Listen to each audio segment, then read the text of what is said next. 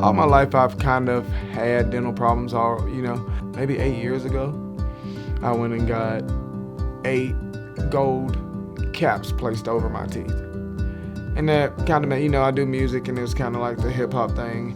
It kind of went with my music, but I still was dealing with pain, toothaches, exposed nerves, all that stuff.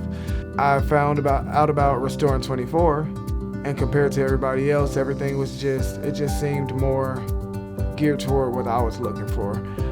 As far as like getting your permanence in 24 hours, with other people you wait 30, 60, 90 days. Here I started saving, and I got to the point where I was like, hey, wait a minute. I look at my bank account and I'm like, I can afford my teeth. So I came in for the consultation.